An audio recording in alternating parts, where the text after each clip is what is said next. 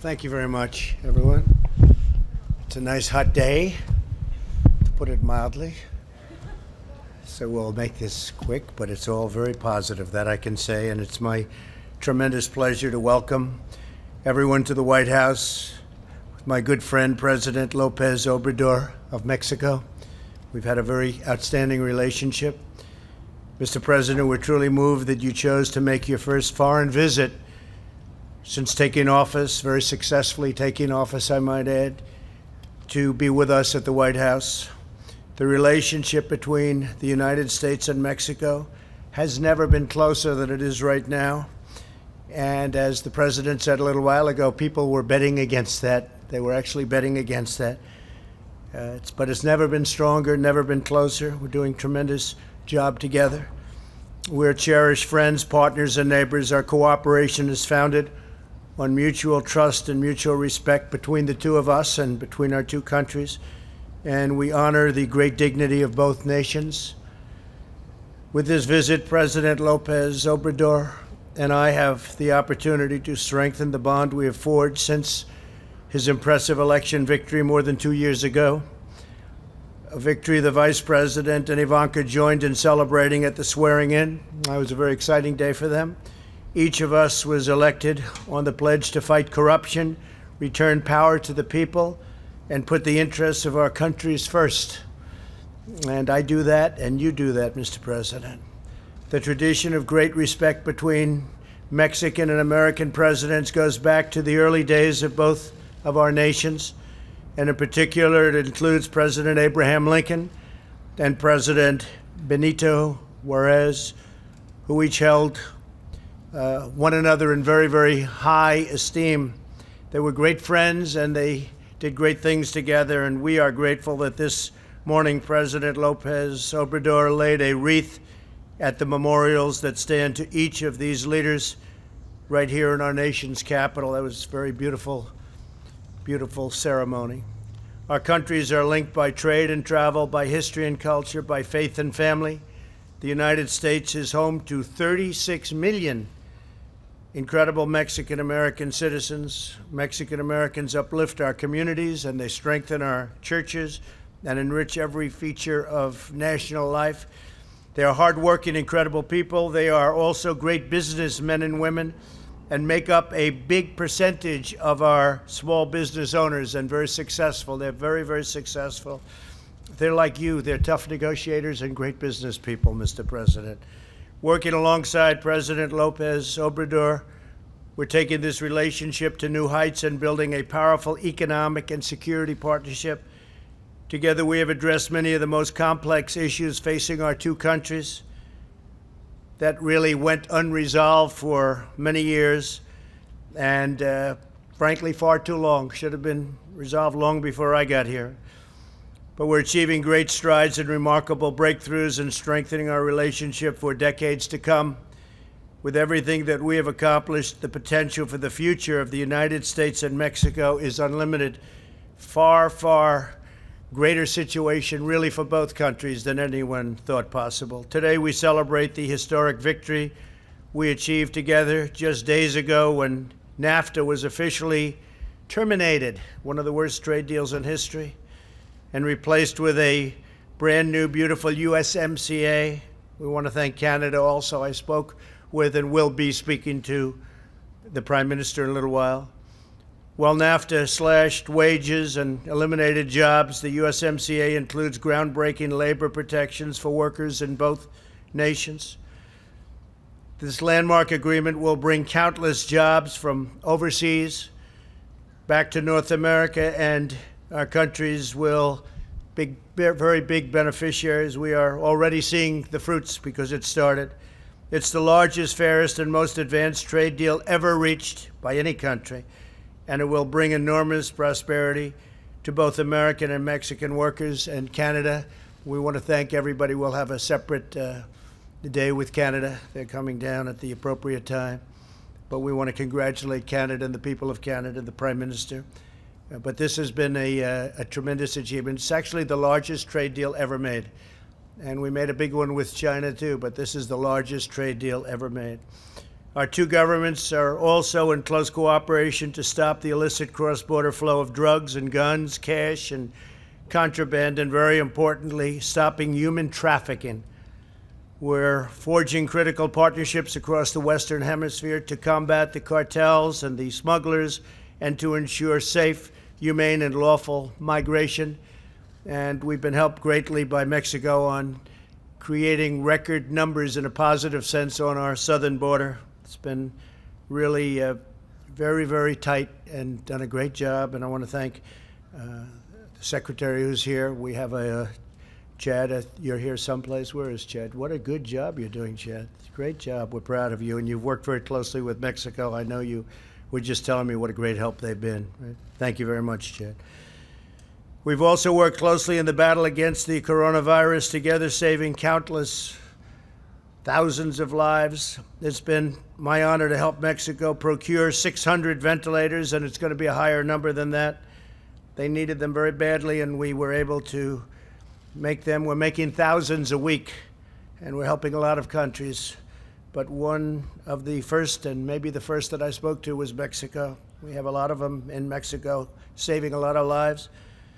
And Mr. President, we're in this fight together, and we're doing very well. Just a couple of things on that. I'm proud to further announce that the U.S. is by far number one in testing, number one in the world in testing, and that the mortality rate is the lowest, or just about the lowest, of any nation anywhere in the world. And we're safely reopening our country, and very importantly, we're safely reopening our schools. We want the schools to be open and going in the fall. And most of them, I think, are looking at it that way. It's very important. We're finding out that learning by computer is not as good as learning in the classroom or learning on the campus, and I think you're finding that too. We want to learn in the classroom, so our schools, we want them open in the fall. Following President Lopez Obrador's remarks, we'll sign a joint declaration committing ourselves to a shared future of prosperity, security, and harmony. This is truly a proud moment in history for both of our nations, Mexico and the United States. With the signing, we pledge the close and continued friendship between the United States and Mexico, and we accelerate our progress toward an even greater tomorrow, and that's what's happening, a greater, maybe even a far greater tomorrow. With a prospering region, a flourishing hemisphere, and two sovereign nations thriving, growing, and excelling side by side, working together, and that's what we've been doing. Mr. President, we look forward to hosting you for a beautiful dinner later on this evening with some of your friends from Mexico and some of our great friends from the U.S., and it's an honor to have you with us, and please, we'd love to have you say a few words. Thank you. Thank you very much.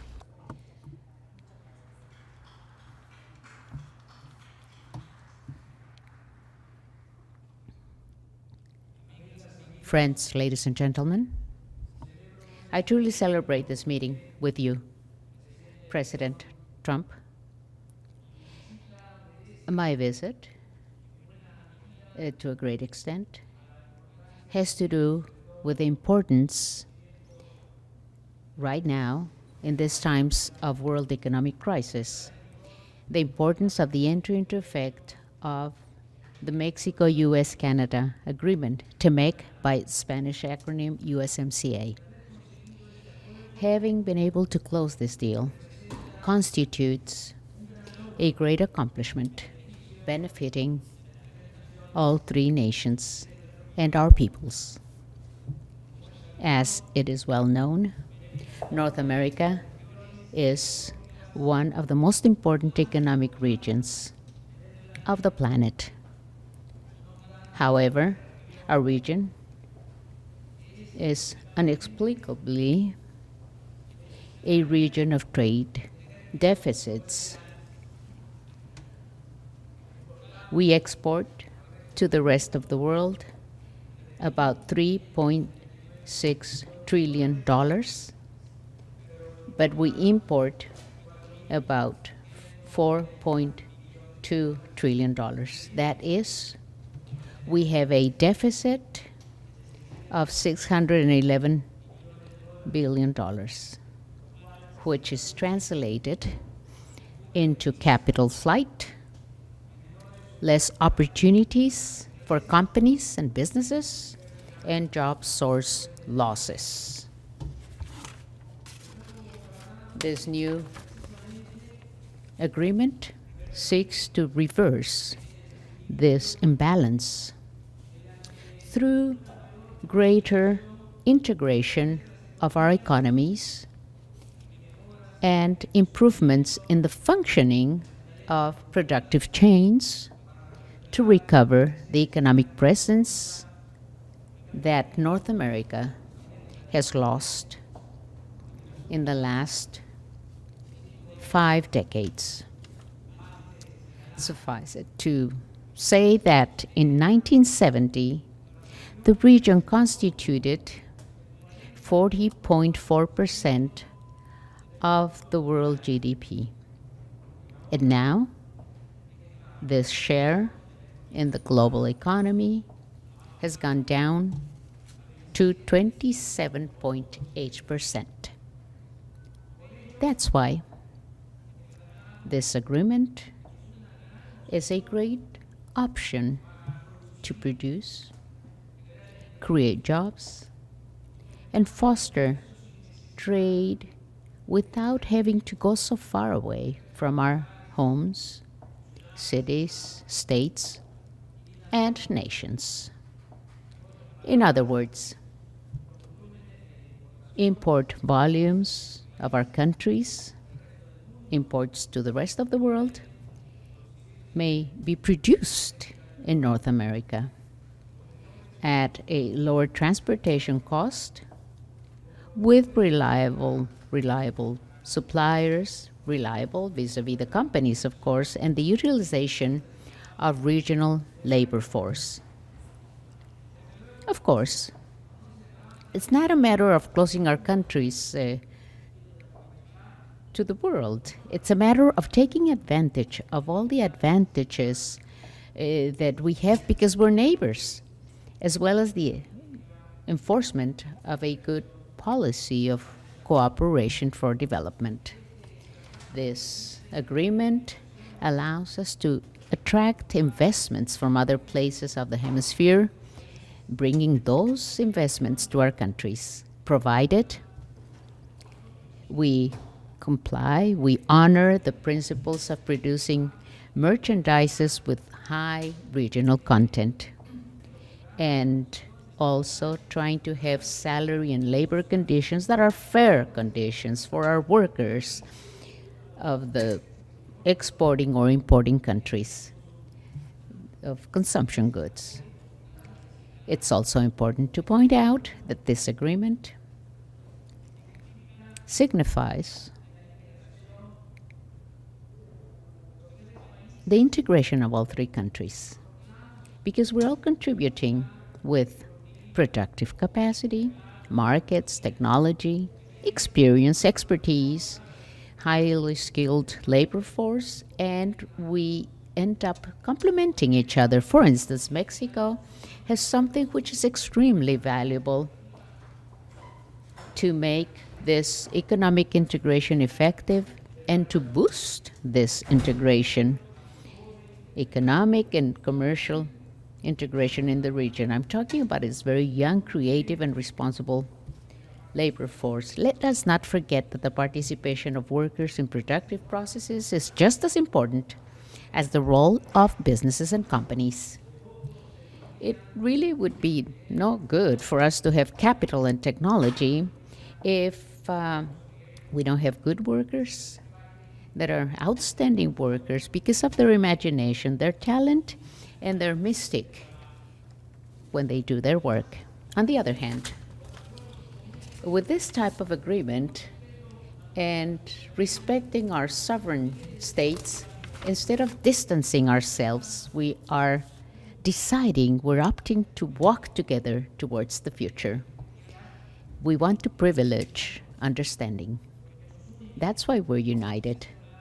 And we're setting aside differences, or we are solving those differences through a dialogue and mutual respect. Certainly, in the history of our relations, we've had perhaps moments in which our minds have not been together, and there have been problems that are not yet forgotten. However, we've been able to establish explicit agreements of cooperation and coexistence. For instance, in the 40s of last century, during the Second World War, Mexico helped meet the needs of the United States in terms of the raw materials needed by the United States, and it gave its support with the labor of migrant workers that were known as the braceros. Since then, and until now, we've been consolidating our economic, commercial, trade relationship, as well as our very peculiar coexistence, cohabitation, sometimes as distant neighbors and other times as very affectionate and close friends. And it's also well known, history of geopolitics, this neighborhood we have, and economic circumstances of both of our nations have promoted in a very natural manner a process of migration of Mexican men and women coming here to the United States. And here we've been able to create a community of about 38 million people, including the children of Mexican parents. It is a community of good working people, working people who have come here to make a living in a very honest fashion, and they have so much contributed to the development of this great nation. Furthermore, in Mexico, more than in any other country of the world, we have in our society 1.5 million of U.S. citizens. They live there and they're part of our society. So we're not just united by geographic proximity. We have economic, commercial, social, cultural, and ties of friendship. President Trump. As in the best times of our political relationship, during my mandate as President of Mexico, instead of remembering this insults or things like that from against me, we have received from you, President Trump, understanding and respect. Some people thought that our ideological differences would inevitably lead to confrontations. Fortunately, this has not been the case, and I believe that towards the future, there will be no motive or need to break our very good political relationship or the friendship between our two administrations. The best president Mexico has ever had, Benito Juarez Garcia, as you have mentioned, had a good understanding with the great Republican president, Abraham Lincoln. Let us remember that this great historic leader of the United States, who was the promoter of the abolition of slavery, never recognized Emperor Maximilian imposed in Mexico through the intervention of the powerful French army. It is no coincidence that Juarez lamented Lincoln's murder in the United States, saying, I quote, "I have deeply felt this disgrace because Lincoln, who was constantly working in such a determined manner for the complete freedom of its fellow men, was worthy of a better fortune or luck." End of quote. The same thing happened with the splendid relationship that President Franklin Delano Roosevelt had with our patriot President General Lázaro Cárdenas. The same situation took place. And after the oil expropriation, in a letter, General Cárdenas recognized the good understanding, the good bilateral understanding as follows. He said, "My administration believes that the attitude of the United States of America in the case of the oil company expropriation reasserts once more the sovereignty of the peoples of this continent that with so much efforts been maintaining and the situation and the position of His Excellency Mr. President Roosevelt. End of quote. So, with all proportions and all the circumstances, with different circumstances, history tells us that it is possible to understand each other without arrogance or extremisms. Now that I have decided to come to this meeting with you, President Trump, we had a good debate in my country on the convenience of this trip. I decided to come because, as I have already expressed, it is very important for us to be launching this new agreement. But I also wanted to be here to thank people of the United States, its government, and thank you, President Trump, for being increasingly respectful with our Mexican fellow men. And to you, President Trump, I want to thank you for your understanding and the help you've given us in issues related to trade, commerce, oil, as well as your personal support for the acquisition of medical equipment that we needed urgently to treat our patients of COVID-19. But what I mainly appreciate is that you have never sought to impose anything on us, violating our sovereignty.